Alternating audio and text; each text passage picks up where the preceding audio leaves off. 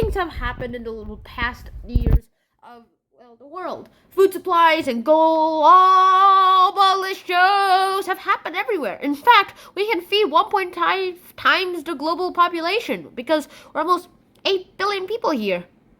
We've gone through lots of things this world. In fact, we've gone through a lot of them that I'm just wearing this yellow hat for impressions. We've gone to the Green Revolution in India, which actually backfired horribly.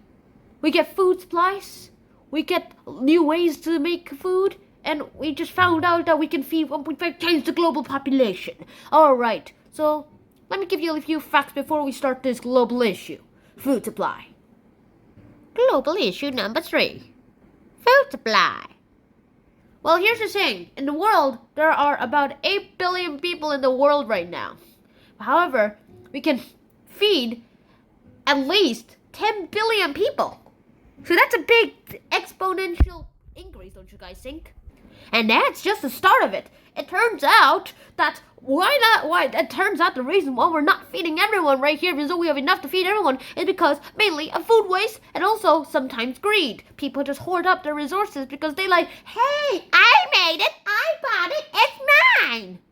And some people just store it and then forget about it and then make it rot again, making it worse food waste too. Hey, gotta think of it. Why don't you guys just donate them all to charity so that you can give that food all the way to someone else for to eat so that we can actually get everyone happier ever and after in this world? Well, that's just because that's just how things work. Turns out lots of people don't really like donating their food to charity. Well, that kinda sucks, don't you guys think? Here's the main thing about all of this, too. It turns out that there are some stories that have to be shared right now so that I can tell you guys everything about the food supply and how bad it actually is. Let's start with Somalia.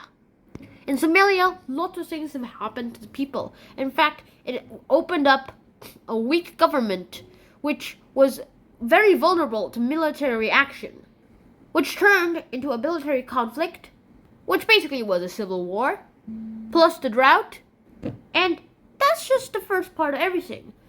In 2011, the fall of 2011, this happened. 3.3 million people in Somalia needed life-saving support, which is exactly one of the reasons why we really need to include our food supply to the whole world.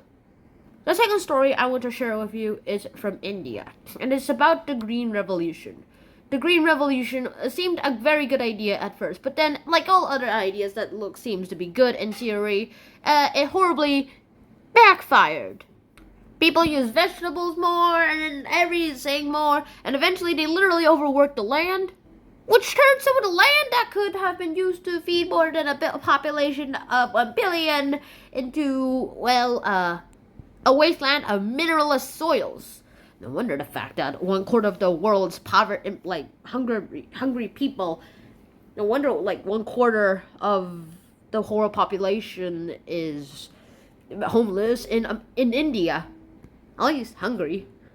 And after all that trouble, they just kept using more pesticide, which got to ruin the soil more. And then the Green Revolution became the terrible revolution. However, some experts say that having a second Green Revolution 2, would actually be a better idea. But I should warn you guys that actually the ways they should do the Green Revolution is differently. They should think about conserving how they use their resources, as well as being able to use their water well too. It turns out they ran out of water they needed more water than rain would allow, so they went into underground. But then turns out underground water is salty water, which kind of ruined the crops and the minerals too. And my final talk about this is about West Africa. And West Africa is a place where they make one of my favorite foods. At least the raw materials to it. Chocolate. Or, more accurately, cocoa beans. Mainly right now I'm talking about the Côte d'Ivoire region, where it is the world's biggest producer of cocoa beans. And I kind of like chocolate too because it's awesome and it's tasty and literally the most delicious food in the world. It's one of the world's biggest producers of cocoa beans. However, it also has one of the world's largest populations of poverty rates too. Being all those poverty rates, it kind of also ironic that they're using all those cocoa beans too. I mean, they're hiring kids to slice cocoa beans open, and those sharp knives cut their fingers open once too.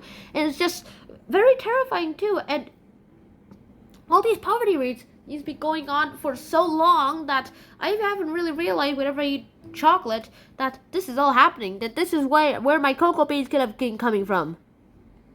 And what actions are being taken to actually fix all this? Well, lots turns out. Turns out, other than the Green Revolution, lots of other actions happening on throughout the whole entire world.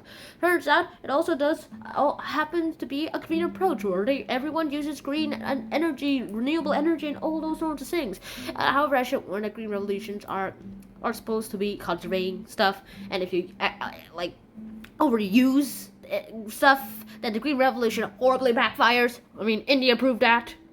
It turns out that we're also doing food securities too, and that we secure food for the poor and the needy, and we also give them food aid from the food banks in the world, because we collect food drives, and then we even do food securities too. We even have news shows about it, we have people talking about it, we have experts saying whatever they can to say everything about and trying to do it, and we also have reusable stuff, whether it's reusable cooking and renewable sources of energy to filter stuff out, renewable source of energy to help out literally everything. Some guy, the boy who harnessed the wind, literally used wind power from a random built up wind generator from random pieces of energy. He could have done literally anything with that, and he used it to help his family and his country to make water. He used it to make water pumps.